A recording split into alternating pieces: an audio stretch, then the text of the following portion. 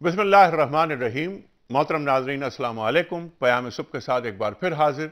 मैं हूं आपका मेज़बान अनीक अहमद। ख़वातीन व हज़रात, बात हो रही है पयाम सुबह में रोज़ाना एक सीरीज़ पर मुख्तलिफ़ अंबिया के वाक़यात जो कुरान करीम में मज़कूर हैं बयान हो रहे हैं। पयाम सुबह में हमने हज़रत आदम अलैहिस्सलाम से क़ससुल अंबिया का आगाज़ किया।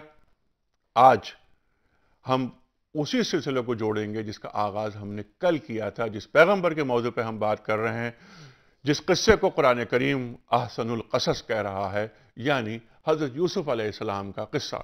ख़वातीन हज़रात, कल बहुत सारी बातें हुई और हमारे दोनों मौजूद मेहमानों ने हमें बताया कि एक इजमाली जायज़ा लिया इस किस्से का कि इस किस्से में कौन कौन से ऐसे निकात हैं, बुनियादी निकात, कि जिससे आलम इंसानियत को इबरत मिल रही है, नसीहत मिल रही है, हिदायत मिल रही है, मौइज़त मिल रही है, ज़ब्त नफ्स का इजहार हो रहा है, इफ़्फ़त की बात हो रही है, सब्र की बात होती है, शुक्र की बात होती है, ताल्लुक़ बिल्लाह की बात होती है, तवक्कुल की बात होती है, ख़वातीन व हज़रात, और तबलीग की बात होती है। ख़वातीन व हज़रात, ये वाक़या, ये किस्सा कुरान करीम में क्यों इसको अहसनुल क़सस कहा गया, इस पर हमारे दोनों मेहमानों ने तफसील से बात की। ख़वातीन व हज़रात, कोई वाक़या ऐसा नहीं है जो पूरा का पूरा किसी एक सूरत में रखा गया हो। हज़रत इब्राहीम अलैहिस्सलाम, हज़रत यूसुफ अलैहिस्सलाम के परदादा, हज़रत इब्राहीम अलैहिस्सलाम के नाम पर पूरी एक सूरत, और हज़रत यूसुफ अलैहिस्सलाम के नाम पर पूरी एक सूरत। ख़वातीन हज़रात, ये कुरान करीम के वाक़यात, ये हमारे लिए सिर्फ वाक़यात नहीं हैं, हमारे लिए इनमें नसीहतें पोशीदा हैं, इसमें इबरतें पिन्हा हैं।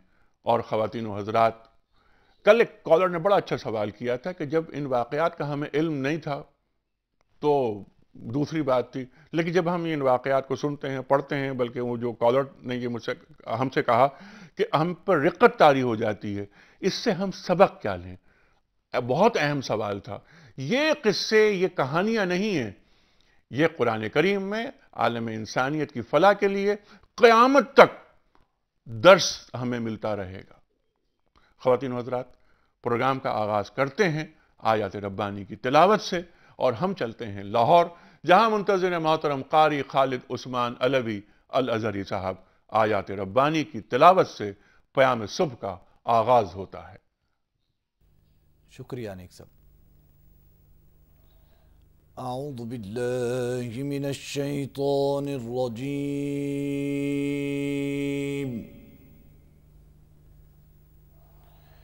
बिस्मिल्लाहिर रहमानिर रहीम।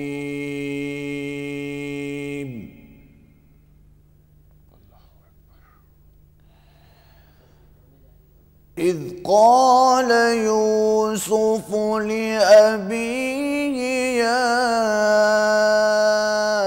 अबति इन्नी रअयतु अहद अशर कौकबन वश्शम्स वल्क़मर रअयतुहुम ली साजिदीन।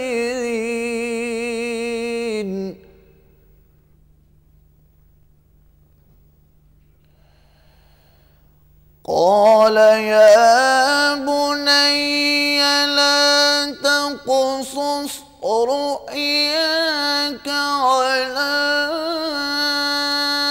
إخوتك فيكيدوا لك كيدا.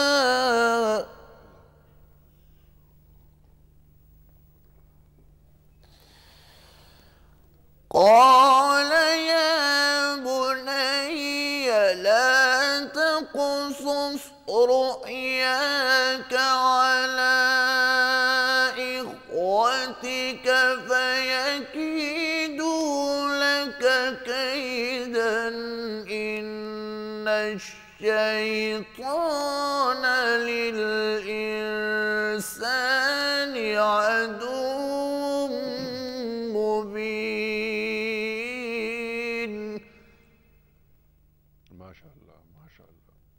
إن الشيطان للإنسان عدو مبين.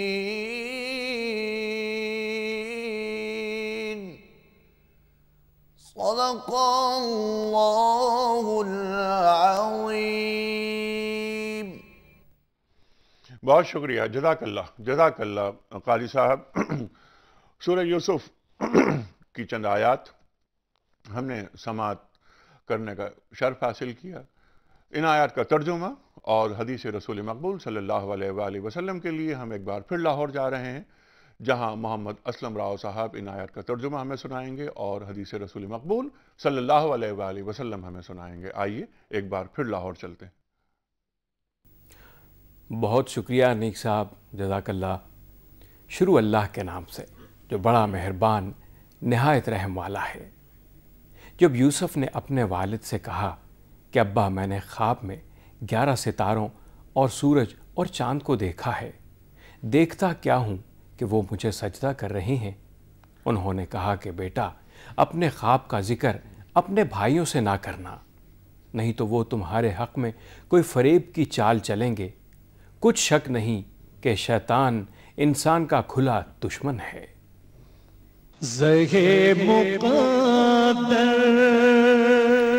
رسول اللہ صلی اللہ علیہ وآلہ وسلم نے فرمایا، نیک خواب نبوت کے 70 حصوں میں سے ایک حصہ ہے۔ بہت شکریہ خواتین و حضرات۔ حضرت یوسف علیہ السلام قصص الانبیاء کا موضوع جس کا آغاز ہم نے کل کیا تھا، آج دوسرا پروگرام پیش کر رہے ہیں۔ پینل ہمارے ساتھ وہی جو کل موجود تھا، محترم ڈاکٹر محسن نقوی صاحب، ممتاز عالم دین، ممتاز اسکالر، سابق رکن اسلامی نظریاتی کونسل پاکستان، ان کے ساتھ تشریف رکھتے ہیں محترم مولانا شجاع الدین شیخ صاحب، سب آپ سے واقف ہیں۔ خواتین و حضرات، سورہ یوسف اور یہ قصہ حضرت یوسف علیہ السلام پر گفتگو ہوگی، اور یہی پینل ہمارے ساتھ انشاءاللہ تعالی اس وقت تک رہے گا جب تک کہ ہم اس موضوع پر اپنی گفتگو تمام نہیں کر لیتے۔ اس سے پہلے کہ ہم پروگرام کا آغاز پہلے سوال سے کریں اور سلسلہ کلام کو وہیں سے جوڑیں جہاں کل ٹوٹا تھا، کوئز کمپٹیشن، کل کے سوال کا درست جواب اور آج کا سوال۔ کل سوال ہم نے یہ رکھا تھا آپ کے سامنے کہ کون سا فرشتہ قیامت کے دن سور پھونکے گا؟ کون سا فرشتہ قیامت کے دن سور پھونکے گا؟ صحیح جواب حضرت اسرافیل علیہ السلام۔ آج کا سوال نوٹ فرما لیجئے کہ ذبیح اللہ کس پیغمبر کو کہا جاتا ہے؟ ذبیح اللہ کس پیغمبر کو کہا جاتا ہے؟ 3 آپشنز، حضرت اسحاق علیہ السلام، حضرت اسماعیل علیہ السلام اور حضرت عیسیٰ علیہ السلام۔ صحیح جوابات روانہ کرتے ہیں آپ ٹیلی فون کے ذریعے، نمبر اسکرین پر آ رہا ہے، یا ایس ایم ایس کے ذریعے جو نمبر اسکرین پر آ رہا ہے، یعنی 3031، اور یا پھر آپ ہمیں ای میل کرتے ہیں۔ ای میل کیجئے، ہمارا ای میل ایڈریس ہے ps@dunyatv.tv۔ پروگرام کا آغاز ڈاکٹر محسن نقوی صاحب سے۔ ڈاکٹر صاحب، بہت ساری گفتگو، ایک اجمالی جائزہ اس قصے کا آپ دونوں حضرات نے کل لیا، تفصیل سے بات ہوئی۔ ہم چاہ رہے ہیں کہ ہم اس کو شروع سے ہم اس واقعے کو لے کے چلیں، اور جیسے آج جو قرآن کریم کی آیات کی ہم نے تلاوت سنی، شرف حاصل کیا، یہاں سے ہم آغاز کرتے ہیں بات کر کے۔ آپ ہمیں بتائیے کہ یہ جو قرآن کریم ارشاد فرما رہا ہے، اور یوسف علیہ السلام اپنے والد کے پاس آ کر اپنا خواب بتا رہے ہیں، 11 ستارے، چاند، سورج سجدہ کر رہے ہیں، تو اس پر ذرا روشنی ڈالیے۔ بسم اللہ الرحمن الرحیم۔ سعادت ہے ہماری کہ اس قرآن مجید کے قصص القرآن کے پروگرام میں ہمیں حضرت اپنے انبیاء علیہ السلام کی تذکرہ کا شرف حاصل ہو رہا ہے۔ یہ جو آیات ہیں کہ جس میں حضرت یوسف علیہ السلام آئے ہیں اپنے والد کے پاس اور فرماتے ہیں کہ میں نے خواب دیکھا، رایتوں سے یہ وہ لیا گیا ہے کہ یہ بات جو ہے یہ خواب کی ہے، اور کیونکہ حضرت یعقوب علیہ السلام نے بھی اس کو بطور خواب کے ہی انٹرپریٹ کیا ہے، لہٰذا یہ بات طے ہے کہ یہ حالت خواب میں دیکھا تھا، کوئی حقیقت میں نہیں دیکھا تھا۔ دوسری چیز جو ہے وہ یہ ہے کہ اس میں آپ یہ دیکھتے ہیں کہ سورج اور چاند اور 11 ستارے سجدہ کر رہے ہیں۔ یہاں سے لوگوں نے، مفسرین نے یہ بات اخذ کی ہے کہ وہ 11 ستارے ان کے 11 بھائی تھے، اور سورج اور چاند ان کے والدین۔ اچھا، اس کو سورہ یوسف کی آیت نمبر 99 اور 100 میں دوبارہ جب وہ پہنچتے ہیں ان کے دربار میں، تو اب وہ ہے کہ لفظ تثنیہ کا صیغہ آیا۔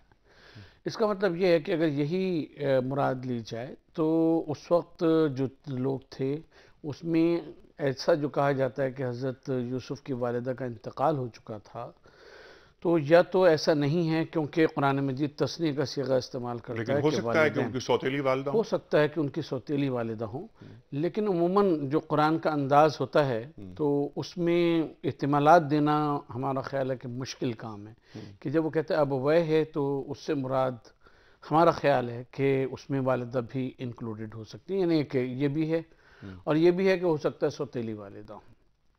دوسری جو اس میں بات ہم عرض کرنا چاہیں گے کہ اس میں جو آخر میں صیغے استعمال ہوئے ہیں وہ مذکر ذوی العقول کے استعمال ہوئے ہیں، یعنی اس آیت میں یہ کہا گیا کہ انی رأیتہم، جو چاند ستاروں اور غیر ذوی العقول کے لیے استعمال نہیں ہوتا بلکہ جاندار کے لیے استعمال ہوتا ہے، اور ساجدین کی جو جمع ہے وہ بھی جاندار کے ہی لیے استعمال ہوتی ہے، غیر جاندار کے لیے استعمال نہیں ہوتی، ذوی العقول کے لیے استعمال ہوتی ہے۔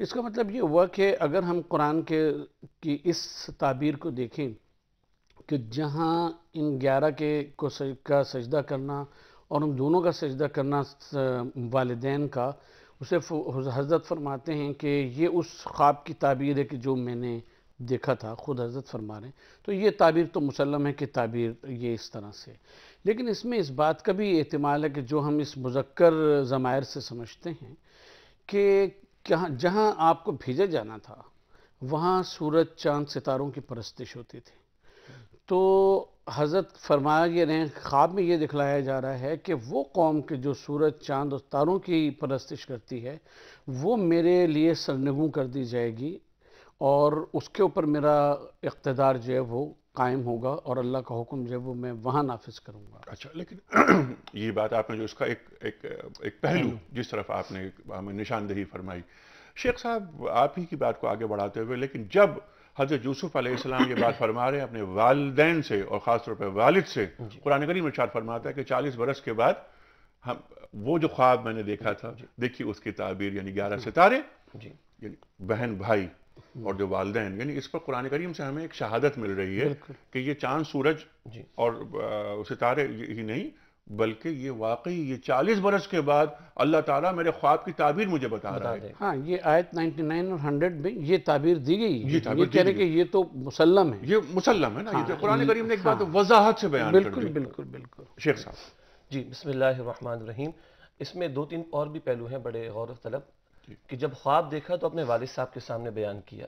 یہی آداب میں سے ہے کہ جب انسان کو خواب دکھائی دے تو وہ اپنے انتہائی مخلص دوست یا تعلق رکھنے والے سے اس کی تعبیر معلوم کرے یا پھر اہل علم سے اس کی تعبیر معلوم کرے۔ جیسے ایک حدیث بھی آج ہم نے سنی اور حدیث میں یہ ذکر بھی آتا ہے کہ سچے خواب جو ہیں وہ نبوت کا 46واں حصہ ہوا کرتے ہیں، اور اس میں جو پیغمبر کا خواب ہو وہ تو وحی الہی پر مبنی ہوا کرتا ہے، اور غیر نبی ہو تو اس بات کا امکان ہے کہ اللہ تعالیٰ کوئی بات الہام کر دے اور اس کو سجھا دے۔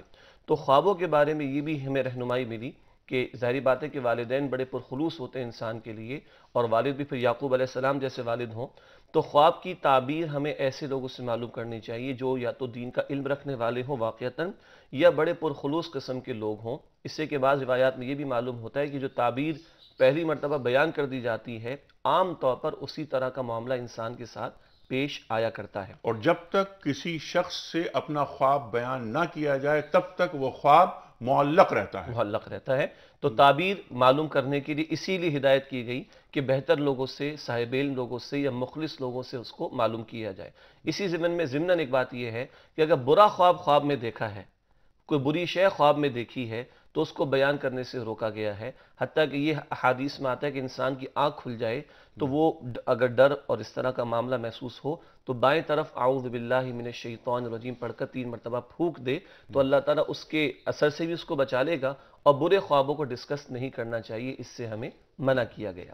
پھر یہ جو ڈاکٹر صاحب نے بڑی خوبصورت اور لطیف بات بھی بیان فرمائی۔ ایک اور چیز ہے، آپ کی بات، ڈاکٹر صاحب کی بات جو بڑی لطیف بات فرمائی، حضور فرما رہے ہیں صلی اللہ علیہ وآلہ وسلم کہ وہ شخص جو تمہاری نعمتوں سے حسد کرتا ہو اس کے سامنے بھی خواب نہیں بیان کرنا چاہیے۔ جی، اور دیکھیے اسی خواب میں آپ دیکھیے کہ جو اس کی تعبیر یعقوب علیہ السلام تو پیغمبر ہے نا، جی انہیں معلوم تھا کہ کیا کچھ ہونے والا ہے، اسی لیے یعقوب علیہ السلام نے یوسف علیہ السلام سے فرمایا ہے کہ اپنے بھائیوں کے سامنے اس خواب کو بیان نہ کرنا۔ معلوم ہوا کہ بسا اوقات انسان کے پاس جب نعمت ہو تو اس بات کا امکان ہے کہ دوسرے لوگوں میں، چاہے وہ خونی رشتہ دار ہی کیوں نہ ہو، چاہے وہ سگے بھائی ہی کیوں نہ ہو، اس بات کا امکان ہے کہ حسد پیدا ہو جائے۔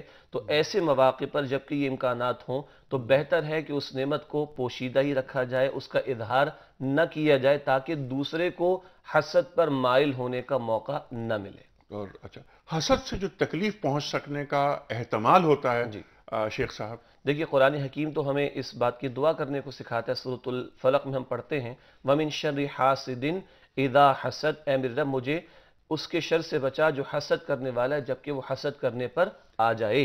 اور یہ دو صورتیں جو ہیں جن کو معوذتین بھی کہا جاتا ہے، سورۃ الفلق اور سورۃ الناس، یہ خارجی شرور اور داخلی شرور، یعنی کچھ شرور ہیں جو باہر سے حملہ آور ہوتے ہیں، حسد کرنے والا باہر سے مجھ پر حملہ آور ہوتا ہے، کچھ شرور ہیں جو میرے اندر سے حملہ آور ہوتے ہیں، الذی یوسوس فی صدور الناس، تو خارج کے شرور اور داخلی شرور جو ہیں ان سے بچنے کے لیے یہ دو صورتیں بڑی قیمتی ہیں۔ تو یہ بہرحال حسد کے امکانات ہیں کہ انسان کو اس سے تکلیف پہنچے، لیکن ہمارا ایمان ہے کہ کوئی نفع اور نقصان ہمیں نہیں پہنچ سکتا جب تک کہ اللہ کا اذن نہ ہو۔ تو حسد کرنے والے کا حسد کرنا بجا، لیکن جب تک اللہ کا اذن نہ ہو تو وہ ہمیں نقصان نہیں پہنچا سکتا۔ تو اگر ہم اپنے معاملات کو اللہ کے حوالے کر دیں، اس کی پناہ میں آنے کی کوشش کر لیں، تو اس طرح کے حسد سے انشاءاللہ ہماری حفاظت ہوگی۔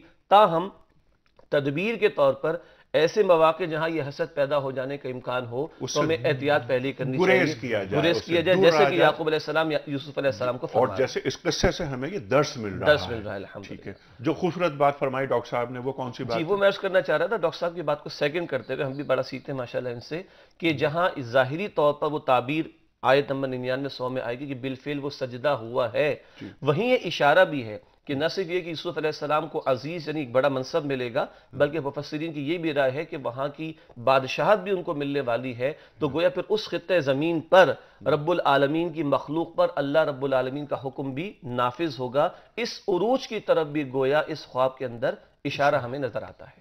سبحان اللہ۔ ڈاکٹر صاحب، خواب بیان فرما دیا گیا والد محترم سے، یعنی حضرت یعقوب علیہ السلام سے، آپ منع فرماتے کہ بھائیوں کو کے سامنے مت ذکر کرنا، اور پھر شیطان کی بات ہوتی، پھر ایک مکالمہ ہوتا ہے باپ بیٹے کے مابین، اس مکالمے پہ ذرا بات کیجیے۔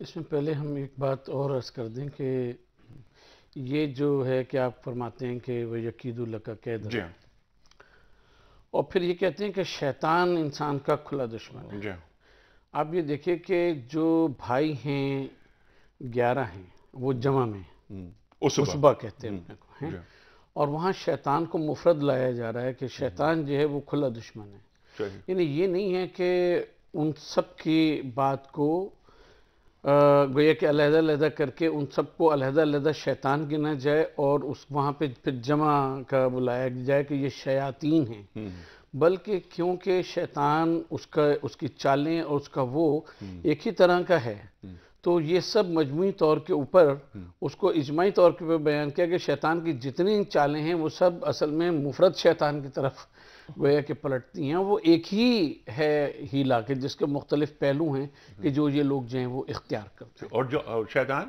ہر انسان میں موجود ہے، ہر انسان میں موجود ہے، خون میں دوڑ رہا ہے۔ اور ایک بہت اہم بات جو ہم نے ایک پروگرام میں پہلے بھی عرض کی تھی، وہ بات ہم یہاں پر کیونکہ آپ نے بیان فرمایا تو ہم چاہتے ہیں کہ یہ بہت اہم گفتگو ہو رہی ہے، تو یہ بات کہ سرکار دو عالم صلی اللہ علیہ وسلم نے فرمایا ایک محفل میں، صحابہ اکرام تشریف فرما، کہ ہر انسان کے اندر شیطان موجود ہوتا ہے اور اس کے خون کے ساتھ ساتھ گردش کرتا ہے۔ تو ایک صحابی نے سوال کیا بڑی ہمت کر کے کہ سرکار دو عالم صلی اللہ علیہ وسلم کیا آپ کے اندر بھی شیطان گھومتا ہے؟ تو آپ نے جواب دیا کہ ہاں، لیکن میں نے اپنے شیطان کو مسلمان کر لیا ہے۔ مسئلہ اپنے شیطان کو مسلمان کرنے کا ہے۔ بالکل آپ کی بات آگے۔ تو اس کے بعد جو گفتگو ہے تو وہ بڑی امپورٹنٹ ہے اس لحاظ سے کہ وہ قبائلی نظام، وہ قبائلی چیزیں کہ جس کے اوپر گویا کہ معاشرت بھی اور ان کا دین بھی اس علاقے میں، یہ ساری چیزیں کنعان میں جو تھیں، اور وہاں پہ جو لفظ انہوں نے استعمال کیا ہے وہ یہ ہے کہ ہم یہ دیکھتے ہیں کہ ہمارا جو بھائی ہے، ہمارا باپ جو ہے وہ اس کو زیادہ چاہتا ہے. بالکل ٹھیک ہے. لیکن اب اس سے پہلے ایک مکالمہ ہو رہا ہے باپ بیٹے کے مابین کہ اللہ تعالیٰ تم سے کام لے گا، نور نبوت نظر آ رہا ہے. تو یعقوب علیہ السلام فرماتے ہیں کہ تم اپنے جو اجداد ہیں ان کا جو دین ہے اس کو لے کے آگے چلو گے، اور اللہ تعالیٰ تمہیں کیا کرے گا؟ واللہ یجتبیک ویعلمک تاویل الاحادیث. تعویل الاحادیث، یہاں پر تعویل الاحادیث کا لفظ آیا ہے، الفاظ آئے ہیں، تعبیر الرویا نہیں آیا ہے. میں چاہتا ہوں اس پر ذرا گفتگو. دیکھیں اس میں یہ ہے کہ جہاں تک اس کا تعلق ہے کہ تعویل الاحادیث سے پہلے جو ہے یجتبی کا، جی ہاں، اس میں بھی ہم یہ بات عرض کریں گے کہ حضرت یوسف علیہ السلام کیونکہ اپنی ظاہر ہے کہ نبوت کے منصب پہ فائز ہو رہے تھے، اور ان کے جو اخلاق اور ان کی ساری چیزیں تھیں وہ دیگر بھائیوں سے ممتاز تھیں، اسی لیے حضرت یعقوب علیہ السلام چاہتے بھی زیادہ تھے، آپ سے محبت بھی زیادہ کرتے تھے. تو یہ جو یجتبی کا لفظ ہے جس کے معنی منتخب کر لینا، اٹھا لینا، جس کو آگے بڑھا دینے کے معنی میں ہے، تو یہ صرف بھائیوں کے مقابلے میں نہیں ہے، بلکہ یہ دیگر اقوام اور دیگر قبائل کے مقابلے میں کہا جا رہا ہے کہ اللہ تعالیٰ تم کو اجتبا کرے گا، تم کو منتخب کرے گا اور اٹھا لے گا. اور تعویل الاحادیث میں جہاں یہ بات کہی گئی ہے کہ کیونکہ حدیث کے حدث سے کوئی بھی نیا کام، کوئی نئی بات جو واقعات پیش آئیں اس کے اوپر یہ لفظ حاوی ہے، تو جہاں یہ گویا تعبیر خواب کے اوپر حاوی ہے، اس کے ساتھ ساتھ یہ بھی بتایا جا رہا ہے کہ جو واقعات تمہیں زندگی میں پیش آئیں گے اس کی سمجھ بھی تمہیں حاصل ہوگی اللہ تعالیٰ کی طرف سے، اور اس کے خلاف تدبیر اور اس کو کس طرح سے ٹیکل کرنا چاہیے یہ بھی اللہ تعالیٰ تم کو سکھا دے گا، بتا دے گا. تو اس کو صرف خوابوں کی تعبیر تک محدود نہ کیا جائے نا، یہ ایک نقطہ یہاں پر سامنے آیا. اچھا، اسی بات کو میں چاہ رہا ہوں کہ آپ اس موضوع پہ کچھ بولنا چاہیں؟ بس میں اضافہ کرنا چاہوں گا کہ یہ ہمارے ہاں بعض اوقات، اور آپ نے بھی وضاحت فرما دی کہ اس کو تعبیر رؤیا تک محدود کر دیا جاتا ہے. تو قرآن حکیم بڑے آرام سے تعبیر رؤیا کے الفاظ استعمال کر سکتا تھا، لیکن تعبیر الاحادیث ایک بڑے براڈر سینس میں ہے جس میں معاملہ فہمی بھی شامل ہے، ڈیسیجن میکنگ کی پاور بھی شامل ہے، اور آگے واقعے کو جب بڑھائیں گے تو پوری سلطنت کے امور تک کو، اور وہ بھی قحط کے دور کے اندر اس کو ٹیکل کرنا، یہ ساری فہم و فراست ہے جو سیدنا یوسف علیہ السلام کو عطا کی جائے گی رب العالمین کی جانب سے. اس کو اگر ایک لفظ میں بیان کریں تو اسے ہم حکمت کہہ سکتے ہیں. آگے بڑھتے ہیں جی. اب وہ جو ڈاکٹر صاحب جو بات یہاں فرما رہے تھے کہ بھائیوں کو حسد محسوس ہوا کہ ہم 10 بھائی ہیں، ہم سے محبت نہیں ہوتی اس انداز سے ہمارے والد کو، نعوذ باللہ، جو 2 بھائیوں کو ان سے ہو رہی ہے. تو انہوں نے ایک پلان بنایا، ایک خفیہ منصوبہ بنایا قتل کا. وہاں اس پلان سے پہلے جو ڈاکٹر صاحب اشارہ فرما رہے تھے کہ وہ عصبہ کا لفظ وہاں پر آیا، ہم تو ایک جماعت ہیں. دیکھیے وہ زور ظاہری بات ہے کہ مشینوں کا دور نہیں تھا، ٹیکنالوجی کا دور نہیں تھا، قبائلی زندگی تھی، اور قبائلی زندگی میں قوت بازو کی ضرورت زیادہ ہوتی ہے. ہم 10 ہیں اور پوری ایک جماعت ہیں، یہ دونوں ہیں بھی چھوٹے اور یہ یوسف بھی چھوٹے ہیں. ابا جان کو دیکھیے کہ کیا ہو گیا، ہم 10 پر نگاہ نہیں ہے، یہ یوسف پر نگاہ ہے. یہی وہ فرق ہے ظاہری نگاہ کا اور باطن کی بصیرت کا، کہ عام طور پر ہم لوگوں کو جج کرتے ہیں ان کی قوت بازو، ان کے ظاہری گیٹ اپ کے اعتبار سے، ان کے مال کے اعتبار سے، ان کی دولت کے اعتبار سے، جبکہ رب العالمین کے نزدیک جو معیار ہے وہ ان اکرمکم عند اللہ اتقاکم. ٹھیک ہے، لیکن یہاں پر ایک بات میں عرض کروں گا کہ یہاں پر جو عصبہ کا لفظ جو آپ تعریف بیان کر رہے ہیں، اس طرح سے ہٹ کے میں یہ بات کہوں گا کہ یہاں پر شاید عصبہ کا لفظ ان معنوں میں نہیں استعمال ہو رہا ہے جو قوت کے معنوں میں. یہاں تو والدین اپنے بچوں پر نگاہ ایک ساتھ ڈالتے ہیں، یکساں نگاہ ہوتی ہے. وہ قوت 10 بھائیوں کی قوت ٹھیک ہے، ہم عصبہ ہیں، ہم ایک گروہ ہیں، ہم 10 بھائی ہیں، لیکن جو محبت ہے والد کی جو ہمیں ملنی چاہیے تھی وہ ہمیں نہیں مل پا رہی. والدین کی محبت میں ہم کچھ کمی پا رہے ہیں. یہاں تو یہ بیان کیا جا رہا ہے نا. ہم ایک بات اس میں عرض کریں، شیخ صاحب نے جیسا بتایا، اس میں ایک بات اور ہے کہ عصبہ کی لفظ جو ہے وہ اس قبائلی معاشرے کی اگر ثقافت کے لحاظ سے دیکھیں تو اس کے معنی یہ ہوا کرتے تھے کہ جو وراثت میں بڑا حصہ پاتا تھا، ہم بڑے بھائی ہیں، یہ چھوٹے ہیں، ہمارا جو زیادہ حصہ پاتا تھا اس کو اہل عصبہ کہا جاتا تھا بنیادی طور پر. ٹھیک ہے ڈاکٹر صاحب، یہی بات رہے گی جاری. خواتین و حضرات، اس وقت ہم جا رہے ہیں بریک کی جانب. چھوٹا سا بریک، ٹیلی فون لائنز اوپن ہو رہی ہیں. آپ کے سوالات حضرت یوسف علیہ السلام کے حوالے سے جو بھی سوال آئے گا خیر مقدم کیا جائے گا. ہمارے علماء کرام بیٹھے ہوئے ہیں. ایک چھوٹا سا بریک.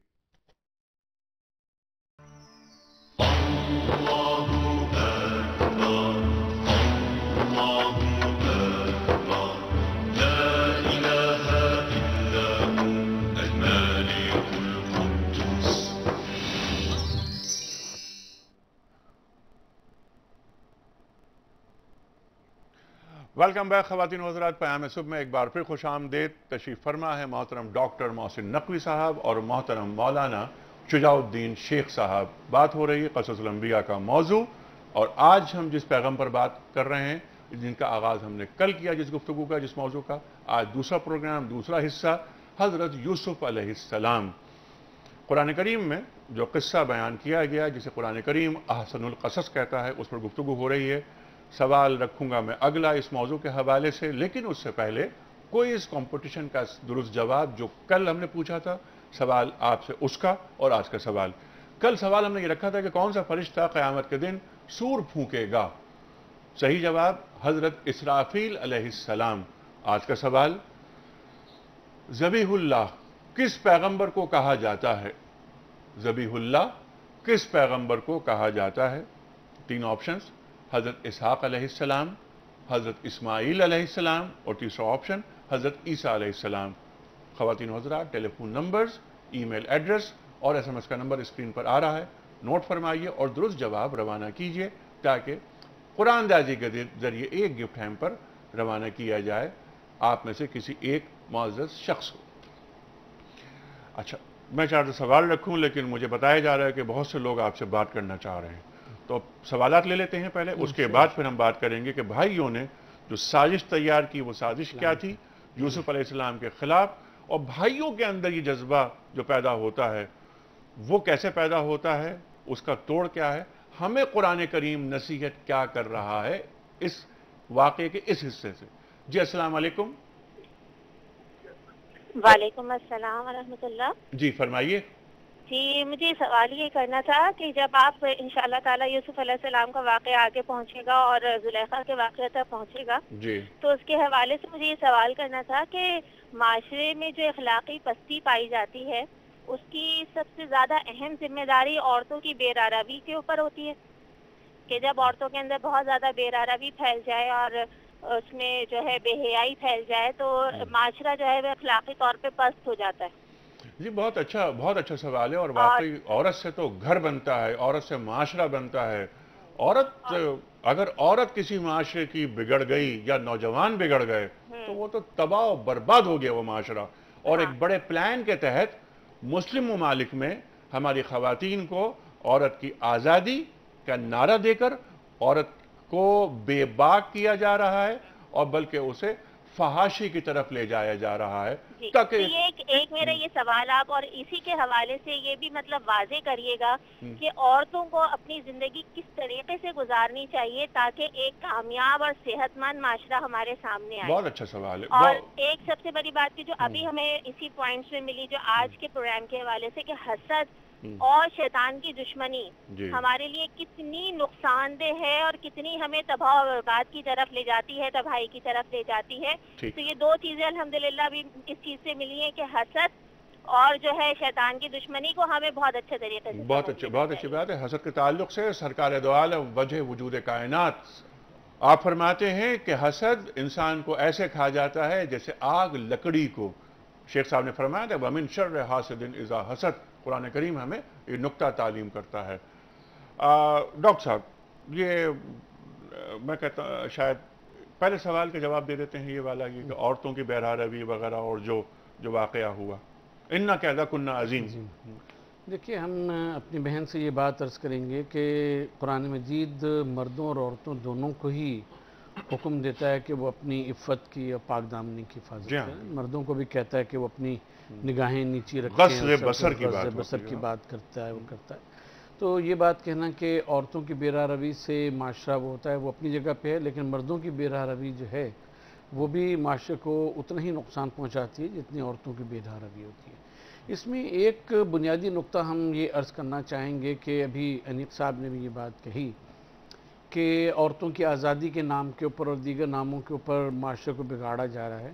اگر ہم ایک بات سمجھ لیں کہ ہمارا حق اور ہمارا فرض دونوں وہ ہیں کہ جو اللہ اور اس کے رسول نے مقرر کر دیے، تو پھر اب کسی دوسرے کی طرف دیکھنے کی ضرورت نہیں کہ وہ ہمارے کیا حقوق متعین کرتا ہے اور ہمارے کیا فرائض متعین کرتا ہے یا کن فرائض کو کم کرتا ہے۔ تو یہ آزادی کے نام کے اوپر، خواتین کے حقوق کے نام کے اوپر، بچوں کے حقوق کے نام کے اوپر، فیمنزم کے نام کے اوپر، ان سب ناموں کے اوپر جو ہم لوگوں کو ایسے حقوق سے متعارف کروایا جا رہا ہے جو حقوق اللہ تبارک و تعالیٰ نے ہمارے لیے نہیں رکھے، تو اس کو ہم جب پرسو کرتے ہیں تو وہ معاشرہ خراب ہوتا ہے۔ اگر یہ امور اپنے ہاتھ میں رکھنے کے بجائے، عقل انسانی کے ہاتھ میں رکھنے کے بجائے عقل الہی کے ہاتھ میں، فرمان الہی کے ہاتھ میں دے دیں، محمد رسول اللہ صلی اللہ علیہ وسلم کے فرامین کے حوالے کر دیں، تو ہمارے حقوق و فرائض بھی طے ہو جائیں گے اور ہمارے دائرہ ہے کار بھی طے ہو جائیں گے، ہمارا معاشرہ بھی ٹھیک ہو جائے گا۔ یہ بہت اہم بات ہے۔ پہلا نقطہ یہ کہ صرف عورتوں پہ پابندیاں نہیں ہیں، یہ مردوں پہ ہی پابندیاں ہیں۔ معاشرے کو بنانا، اپنی عفت کی حفاظت کرنا، ضبط نفس کرنا، نگاہوں کو پاک رکھنا، بے حیائی سے دور رہنا۔ ایک مسلمان بے حیا ہو ہی نہیں سکتا، لیکن کس طرح ہمارے معاشروں میں بے حیائی پھیل رہی ہے۔ جی جیسے ڈاکٹر صاحب نے ارشاد فرمایا، تو سورہ نور کی آیت نمبر 30 اور 31 کا اگر ہم مطالعہ کریں تو پہلے مردوں کو حکم ہے کہ نگاہوں کو نیچے رکھیں اور اپنی شرمگاہوں کی حفاظت کریں۔ پھر سورہ نور کی 31 آیت نمبر میں جو ہے عورتوں کو حکم ہے کہ وہ بھی نگاہوں کو نیچے رکھیں اور اپنی شرمگاہوں کی حفاظت کریں۔ پھر جہاں تک حیا کا تعلق ہے، نبی اکرم صلی اللہ علیہ وسلم نے فرمایا جامع ترمذی کی روایت میں کہ حیا اور ایمان دونوں ساتھی ہیں، دوست ہمیشہ ساتھ ہی دکھائی دیتے ہیں۔ فرمایا اگر ایک چلا جائے تو دوسرا بھی چلا جائے گا۔ اور شیطان، جس کی دشمنی کا ذکر آج بھی آیا، شیطان انسان کی حیا کا اولین دشمن ہے۔ بابا آدم کے واقعے میں جس بات کی طرف بار بار توجہ دلائی گئی وہ ہماری عبرت اور سبق آموزی کے لیے یہ بات ہے کہ دیکھو یہ تمہیں تمہارے لباس سے عاری کرنا چاہے گا، تمہیں تمہاری حیا سے عاری کرنا چاہے گا، اور لباس اور حیا سے عاری ہو گئے تو پھر جو چاہو کرو۔ جیسے بخاری کی حدیث ہے کہ اذا لم تستحیی فاصنع ما شئت، جب تم میں حیا نہ رہے تو پھر جو چاہو کرو۔ عورت کا اصل ٹھکانہ کیا بیان ہوا؟ سورہ احزاب کی آیت نمبر 33 ہے، وَقَرْنَ فِي بُيُوتِكُنَّ وَلَا تَبَرَّجْنَ تَبَرُّجَ الْجَاهِلِيَّةِ الْأُولَى، اپنے گھروں میں قرار پکڑو اور زمانے جاہلیت کی طرح بن سور کر باہر نکلنے کی کوشش نہ کرو۔ عورت کو اللہ تعالیٰ نے ہوم میکر بنایا تھا۔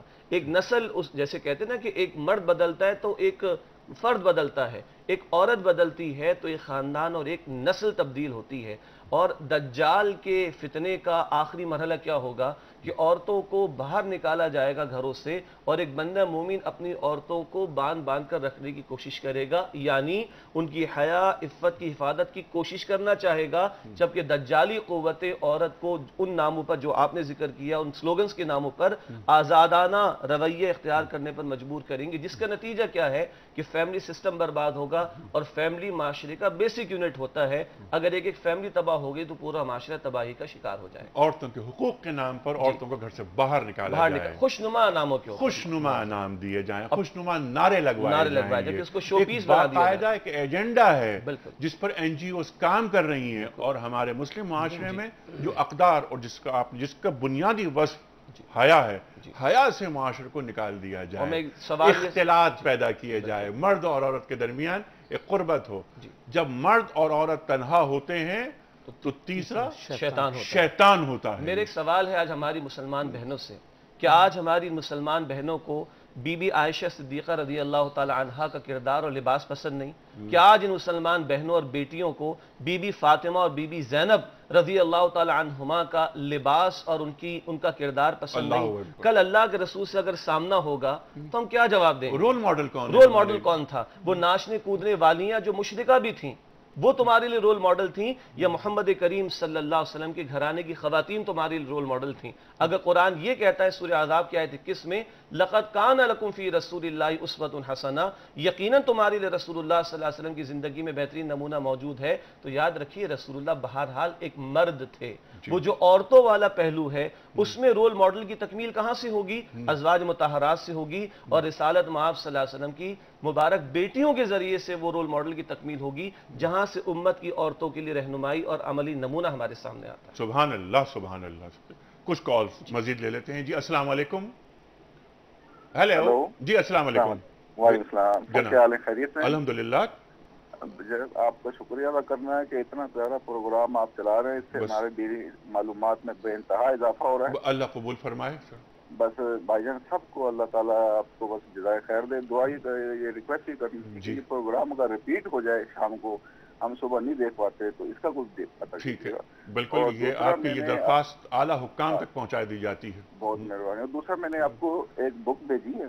اچھا. تو آئینہ کردار کے نام سے. ٹھیک ہے. بہت ساری، ہاں بالکل، اس کا تعارف بھی ہم پیش کریں گے. اچھا آپ نے یہ سوال کیا، مجھے یہ بات میں بتانا بھی چاہتا تھا کہ ہم جو کتابوں کا تعارف پیش کر رہے ہیں، بہت سی کتابیں جمع ہو گئی ہیں، اور خاص طور پہ ایک کتاب ہمارے پاس آئی ہے، نشانات عرض قرآن. شاہ مصباح الدین شکیل صاحب نے بھجوائی کتاب کینیڈا سے. بہترین کتاب، سبحان اللہ سبحان اللہ. میں آج کل اس کا مطالعہ کر رہا ہوں، اور انشاءاللہ تعالیٰ کسی قریبی وقت میں ہم ان تمام کتابوں کا تعارف پیش کریں گے. یہ تمام کتابیں جو دینی موضوعات پر ہوتی ہیں، اور یا جو سیرت ظاہر ہے وہ دین کا موضوع ہے، جن کتابوں کا ان موضوعات پہ کتابیں ہوتی ہیں ان کا تعارف ہم پیش کرتے ہیں. آپ کا کوئی سوال ہے؟ جی سوال تو بس یہ آپ کا شکریہ ادا کرنا. بہت شکریہ، بہت شکریہ. پروگرام جاری رکھیں انشاءاللہ جاری رہے گا. اور یہ ایک جسے کہتے ہیں صحرا میں اذان دینا، یہ صحرا میں اذان دی جاتی رہے گی. اگلا سوال لیتے ہیں. جی السلام علیکم. وعلیکم السلام. جناب فرمائیے. میں فاروق محمد بول رہا ہوں امریکہ سے. جی فاروق صاحب، سب سے پہلے میں معافی چاہتا ہوں، بڑی لمبا ویٹ کرنا پڑا آپ کو، معاف کیجیے. کوئی بات نہیں جی، آپ کا ٹائم قیمتی ہے. مختصر 2 سوال ہیں اگر آپ کے لیے. جی سر فرمائیے. ایک تو خواب کا ایک سلسلہ چل رہا ہے، تو ایک سوال ہے کہ خواب میں اگر حضور صلی اللہ علیہ وسلم ہے تو واقعتاً حضور صلی اللہ علیہ وسلم ہوتے ہیں. اور دوسرا سوال یہ ہے کہ جس طرح عورتیں اپنی عصمت کی وہ کرتی ہیں پاسداری، حضرت یوسف علیہ السلام نے جس طرح اپنی عصمت کی پاسداری کی، اسی طرح مردوں کو بھی اسی حساب سے اپنی عصمت، عزت اور بیاہی سے. جی بالکل، اس پر ابھی گفتگو ہوئی، ابھی تفصیل سے گفتگو ہوئی ہے کہ یہ صرف عورتوں پہ ذمہ داری نہیں ہے. ہم عام طور پر عورتوں کا متون بنا دیتے ہیں، ارے ان کو تو گھر بھی بحیائی کر رہی ہیں. لیکن غض بصر کی جو بات کی ڈاکٹر نقوی صاحب نے یہاں پر، بہت اہم بات، اپنی نگاہوں کو نیچا رکھیں. اور مرد ہو یا عورت، جس پر بات کی شیخ صاحب نے کہ شرم گاہوں کی حفاظت کریں. پھر حیا کے تعلق سے تفصیلی بات ہوئی. لیکن یہ سوال جو بہت اہم سوال ہے، شیخ صاحب میں چاہتا ہوں ذرا اس پہ آپ بات کریں، اس کے بعد ڈاکٹر صاحب آپ بھی بات کریں گے کہ خواب میں سرکار دو عالم صلی اللہ علیہ وآلہ وسلم آپ ہی ہوتے ہیں. دیکھیے اس پر ہمارے علماء کا اتفاق ہے، اکثریت کا، کہ رسالت مآب صلی اللہ علیہ وسلم کا دیدار، رسالت مآب صلی اللہ علیہ وسلم کو دیکھنا یہ امتیوں کے لیے ممکن ہے. گو کہ کچھ اور حضرات بھی آراء رکھتے ہیں، لیکن بہرحال ایک عظیم اکثریت علماء کی اس بات پر اتفاق کرتی ہے کہ رسالت مآب صلی اللہ تعالیٰ علیہ وسلم کا دیدار خواب میں ممکن ہے. اللہ تعالیٰ ہم سب کو بھی عطا فرمائے. اور سوال جو ان کا یہ ہے کہ آپ ہی ہوتے ہیں؟ جی یقیناً آپ ہوتے ہیں. روایات میں ذکر ہے کہ جس نے مجھے خواب میں دیکھا تو اس نے یقیناً مجھے ہی دیکھا. کوئی اور آپ کی جگہ خواب میں آ ہی نہیں سکتا آپ کے بالکل سوا، آپ کے سوا. اگر حضور کو صلی اللہ علیہ وآلہ وسلم، بس اللہ سے ہم دعا ہی کر سکتے ہیں کہ اللہ تعالیٰ وہ دیدار ہمیں یہاں بھی عطا فرمائے، اور اس سے بڑھ کر وہاں ان کے ہاتھوں جام کوثر کا پینا، ان کی شفاعت کا مستحق بننا، اور جنت میں ان کا ساتھ اللہ تعالیٰ ہم سب کو عطا فرمائے. جس کے لیے خواب کی تمنا کے ساتھ ساتھ رسالت مآب صلی اللہ علیہ وسلم کی اتباع اور پیروی کی بھی ضرورت ہے. آپ نے فرمایا کہ من احب سنتی فقط احبنی ومن احبنی کان معی فی الجنہ. ترمذی شریف کی روایت ہے کہ جس نے میری سنت، میرے طریقے، میرے راستے سے محبت کی، یقیناً اس نے مجھ سے محبت کی، اور جس نے مجھ سے محبت کی وہ میرے ساتھ جنت میں ہو. سبحان اللہ سبحان اللہ. اور بات جی فرمائیے سر. وہ یہ ہے کہ رسول اللہ صلی اللہ علیہ وآلہ وسلم کا دیدار کا شرف بہت بڑا شرف ہے. جی لیکن ہم اس کے ساتھ ساتھ یہ کہیں گے کہ یہ اس وقت کے کفار قریش کو بھی حاصل تھا. اچھا. وہ بھی دیکھتے تھے، آپ کی زیارت فرماتے تھے، یہودیوں کو بھی. سچا خواب تو فاسق بھی دیکھ سکتا ہے، کافر بھی دیکھ سکتا ہے. اب ہم یہ بات عرض کر رہے ہیں کہ جو اصل بات ہے وہ آپ کی زیارت ایمان اور اتباع کے ساتھ کرنا جی اصل میں اس کی اہمیت ہے. ورنہ وہ ابو لہب کہ جس نے آپ کی شان میں گستاخی کی، آپ کا چچا تھا، آپ کو پلتے بڑھتے 40 سال اس نے دیکھا، لیکن اس کا دیدار اس کے کام نہیں آیا. اس کے لیے سورہ نازل ہو گیا تبت یدا ابی لہب. جی ہاں بالکل. تو ہم نبی پاک صلی اللہ علیہ وسلم کے دیدار کی تمنا کرتے ہوئے اپنے عمل کے اوپر اگر ہم زور نہیں دیں گے تو ان کا دیدار ہمیں کوئی فائدہ نہیں دے گا. قل ان کنتم تحبون اللہ فاتبعونی یحببکم اللہ. اللہ تعالیٰ کا محبوب بن جاتا ہے آدمی پیروی سنت رسول صلی اللہ علیہ وسلم کرنے سے. ٹھیک ہے، اب ہم آ جاتے ہیں اپنے واقعے پر. حضرت یعقوب علیہ السلام سے مکالمہ ہو گیا بیٹے کا، اور اس کے بعد ان کے بھائیوں نے جو عصبہ کا جو آپ نے لفظ استعمال کیا، ہم جتھا ہیں، ہم ایک پلان بناتے ہیں، وہ ایک سازش کرتے ہیں، اور پھر آتے ہیں اپنے والد کے پاس، یعقوب علیہ السلام کے پاس، کہ ہم سیر پہ جائیں گے، ہم بیٹے کو یوسف کو ہمارے ساتھ کر دیجئے. جی دیکھیں، اس میں جو شروع میں گفتگو ہے اس سے ایک بات ہمیں یہ بھی پتہ چلتی ہے کہ وہ جو 11 کے 11 بھائی تھے، سب کی جو نفرت اور حسد حضرت یوسف علیہ السلام کے بارے میں 10 کر لیں، 10 کر لیں، تو ان کا سب کا حسد حضرت یوسف علیہ السلام کے بارے میں ایک سا نہیں تھا. کیونکہ دیکھیں انہوں نے قتل کی پلاننگ کی کہ ان کو قتل کیے دیتے ہیں، کہتے ہیں نہیں قتل نہیں کرو، بلکہ ان کو ایسا کرتے ہیں کہ کسی زمین میں کیے دیتے ہیں، کسی کنویں میں، جو بعد میں آتا ہے کہ کنویں میں پھینکے دیتے ہیں، کیونکہ ہمیں تو اصل میں ان کو باپ سے دور کرنا ہے، تو اس کے لیے قتل ضروری نہیں ہے. اس کا مطلب یہ ہے کہ کہیں وہ کہنا چاہیے کہ یوسف علیہ السلام کا کردار اور ان کی عظمت جو ہے وہ بھائیوں میں سے چند کے دل میں وہ چیز جو تھی وہ متاثر ان کو کر رہی تھی، اور وہ ان کے دل میں پنہا تھی.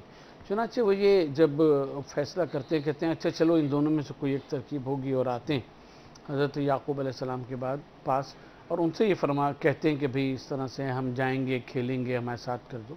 تو اس کے ساتھ ایک اور ہمیں سبق ملتا ہے کہ شریعت میں کھیل، تفریح اور ورزش کے لیے جانا یا اور اس قسم کی ایکٹیویٹیز جو ہیں وہ ممنوع نہیں ہیں، البتہ وہ اس دائرے میں ہونا چاہیے کہ جس کا اللہ تبارک و تعالیٰ نے حکم دیا.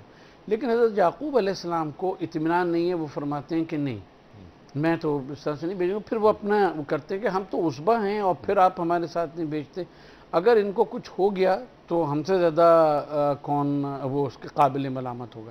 اچھا، یہ عجیب بات قرآن مجید جو کرتا ہے کہ انبیاء علیہ السلام کی زبان سے جو جملے نکلتے ہیں ان کو اسی طرح سے وہ گویا کہ وہ پورے بھی ہو رہے ہیں کہ وہ وحی الہی کتابیں.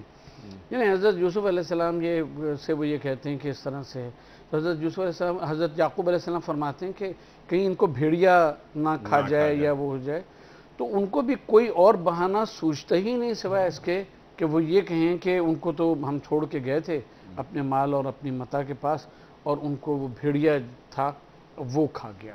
اچھا، لیکن اس کی وجہ یہ بھی ہو سکتی ہے، اور جو کتابوں میں مذکور ہے کہ اس زمانے میں جس جنگل میں ان کو دوڑ لگانی تھی، جہاں یہ جا رہے تھے، وہاں بھیڑیے بہت موجود ہوتے تھے. وہاں بھیڑیے بہت موجود ہوتے تھے، وہ تو ٹھیک ہے، لیکن یہ آپ دیکھیں کہ حضرت یعقوب علیہ السلام کی زبان سے جو الفاظ نکلے ہیں جی اس کو اسی طرح سے جو ہے وہ ریٹین کیا گیا اور پورا ہوا ہے کہ ان کو کوئی دوسرا بہانہ ہی ملا ہی نہیں، اور اس کو اسی صورت سے ہوگا. تو اس کا مطلب یہ ہے کہ جہاں آپ کو ایک چیز یہ بھی ہے کہ وہ کونوا علی الحذر والی بات، کہ آپ کو انتہائی اپنے آگے کے روش کے بارے میں اپنے جب خاص طور پہ آپ دین کا کام کر رہے ہیں تو آپ کو انتہائی محتاط ہونے کی ضرورت ہے، اور جتنے آپ پریکاشنز لے سکتے ہیں وہ آپ پریکاشنز لیں.